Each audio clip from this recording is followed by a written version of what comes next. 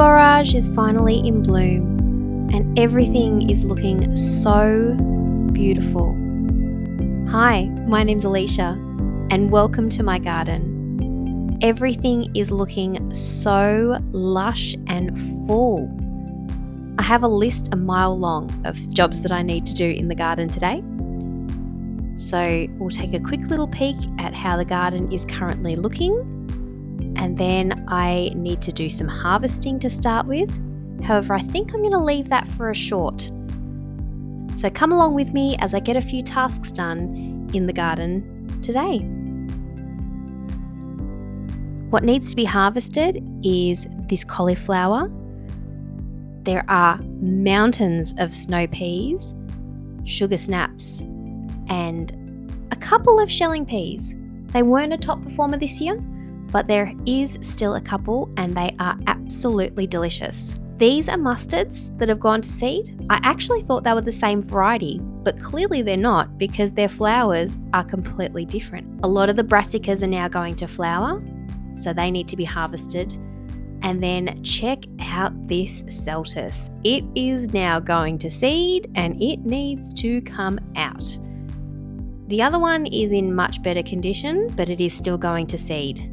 And spoiler alert, I did 2 recipes with these. A celtus stir fry, which was absolutely amazing. I'm a convert through and through. And I also did some pickled celtus. So as you can see, I didn't get lucky with the purple kohlrabis this year, but gosh, they're such a beautiful contrasting colour in the garden bed. This is supposed to be a cauliflower, but it looks like it had some sort of cross-pollination. There's a tiny little cauliflower coming up. And this cauliflower I have left way too long.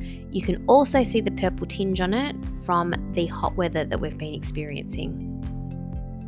Now, if you haven't tried collard greens, you need to. I am now a woman on a mission to get everybody in Australia to try this delicious vegetable.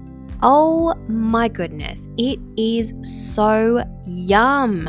Now these ones have actually started going to seed and I have been steaming those little florets that have been coming up, and I've got to say it's probably one of my most favourite things that I've had out of the garden this season. The raspberries are looking amazing. We're going to put a little raspberry patch in this spot.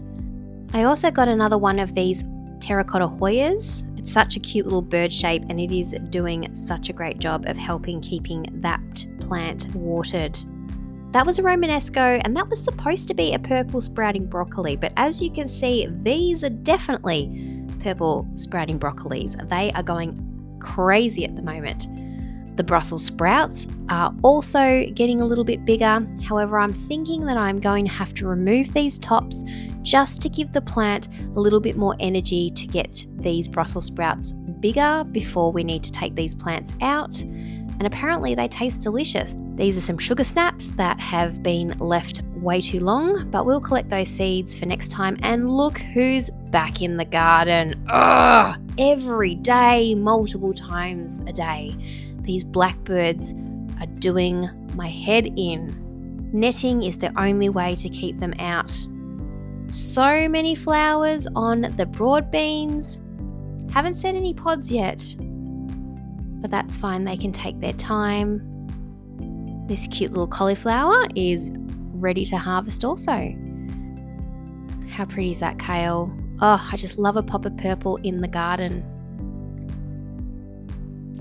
Now, I haven't been in the greenhouse for about a week, so let's take a peek and see what's in here. And uh-oh, this strawberry plant has got lots and lots of flowers on it. We need to pluck all of these.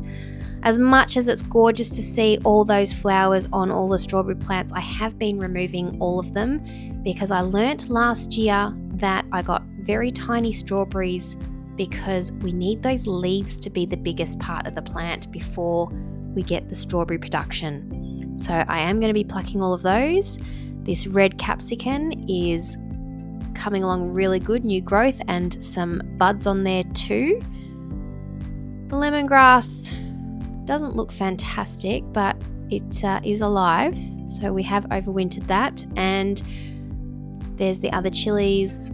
I need to get these sweet potatoes potted up, but I'm just scared to pull them off. So I'll do those in the next video, I think.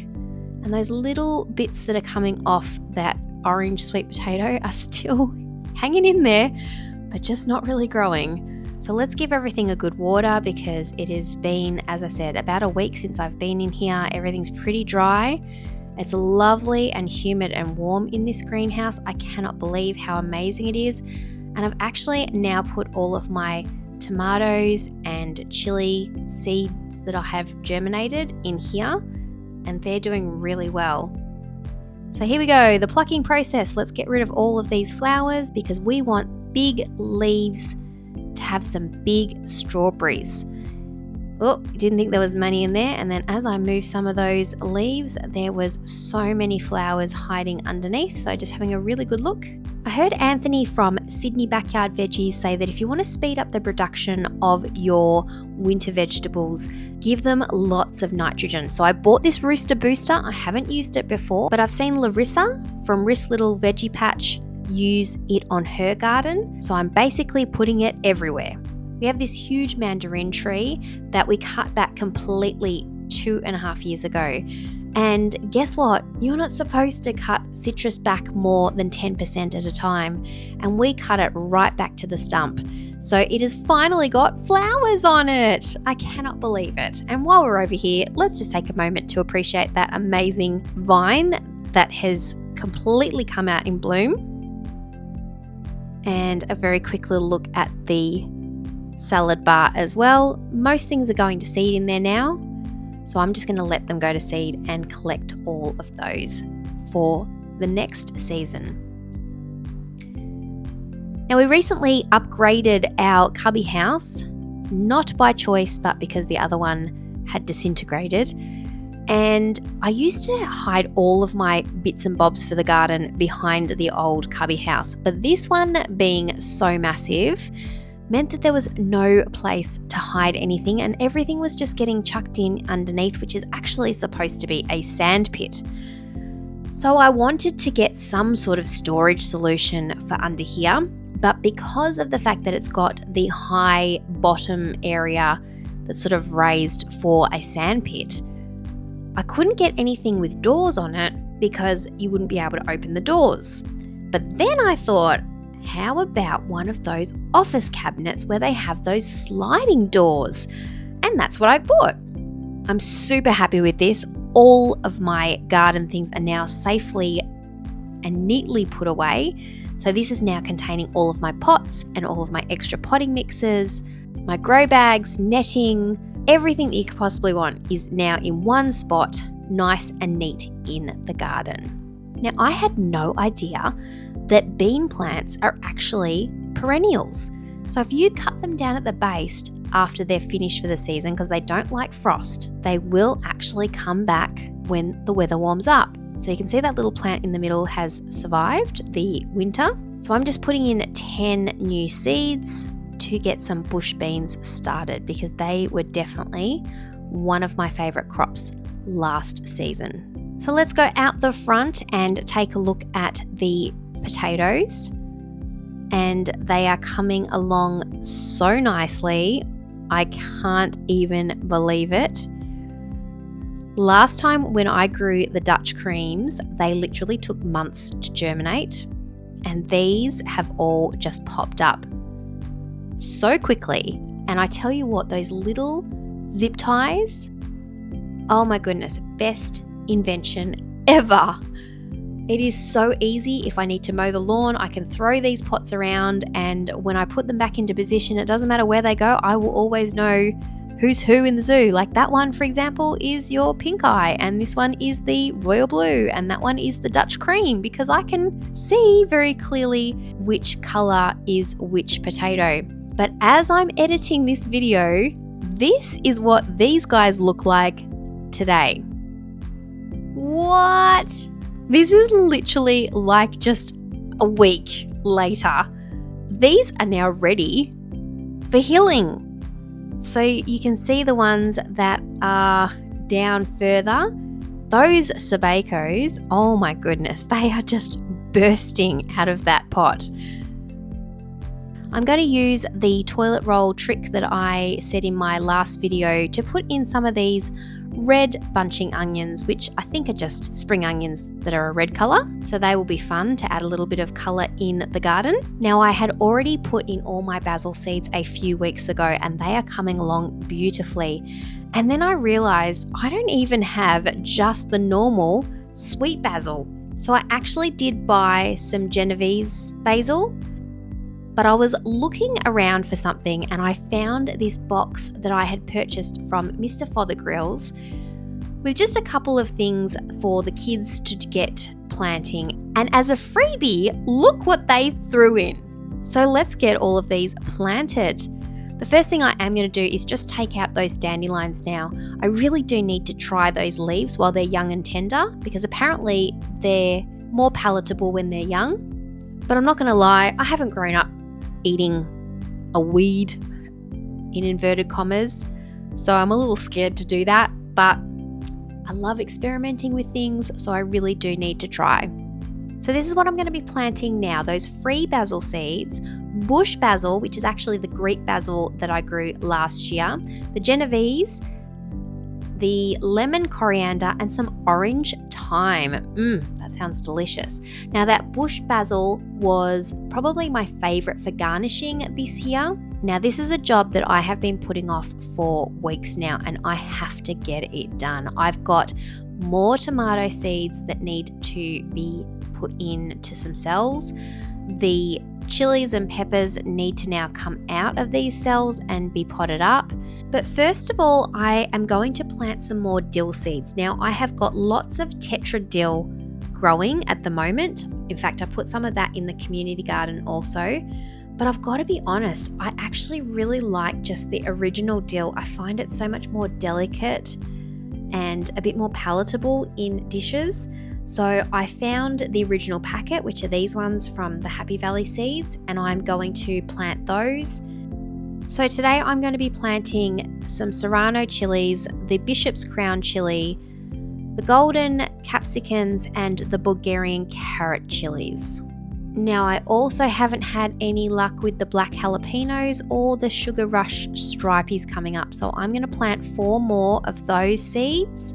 We have had some of the Scarlet's chili germinate, so we don't need to plant any more of those, but we are going to give the other ones a go.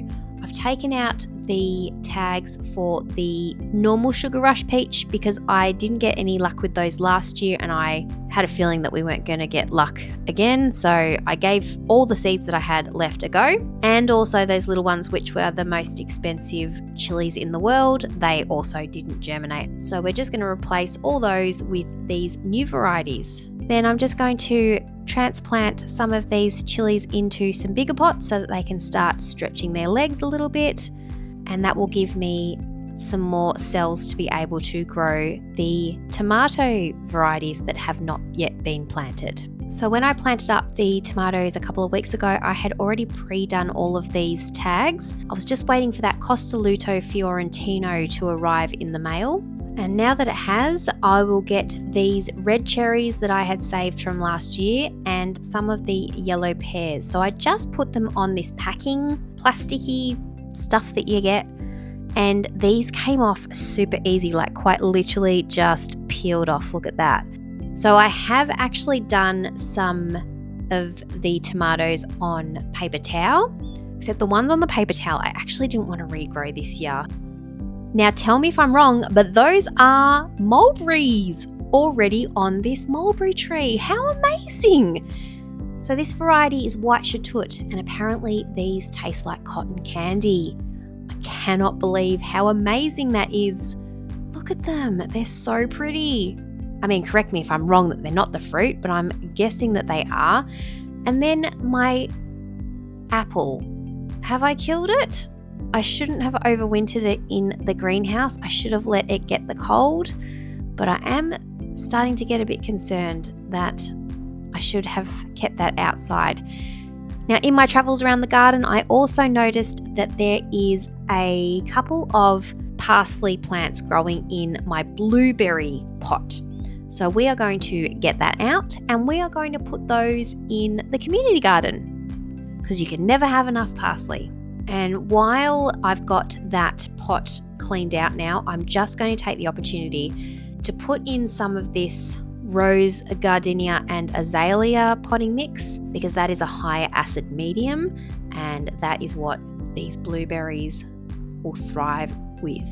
And if you remember from my potato video, the packet of the Royal Blues had so many potatoes in it. So I ended up just putting them in this sort of barreny area. I grow a lot of my potatoes out in this garden bed, so put them all in there. And once again, while I'm editing this video just a week later, look at how they have grown. Isn't that just insane? Now these ones are ones that do like the hilling process. I'm not sure how I'm going to do that because they're in the garden bed.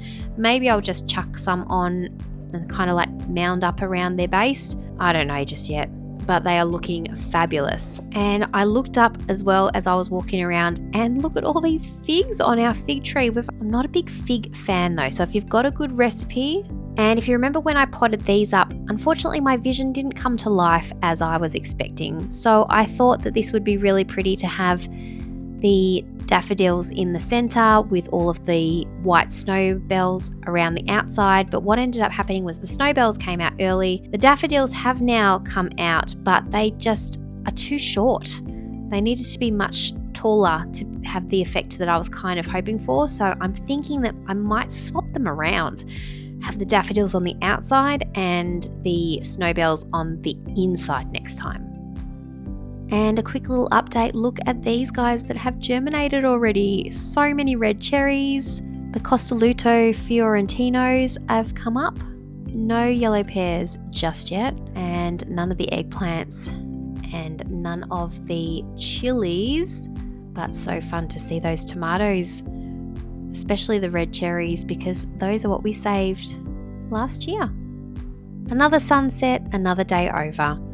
That's it from the garden for today. Thanks for coming along while we got a long list of chores done, and look out for that harvesting video in a short coming to you very soon. Later that evening, I had my headphones in listening to YouTube videos, and Vasily was talking about the minute that you see your fruit trees start flowering, you need to feed them. So out I went. You can see it is pitch black now at this time, and I got my superfood and also made up a solution of EcoBoost and liquid gold. Sprinkled that superfood around the base of this mandarin tree, especially seeing that this is the first time it's flowering in over 2 years, and then watered it in with that fertilizer solution. And now we are officially done for the day. Once again, thanks guys. See you in the next one.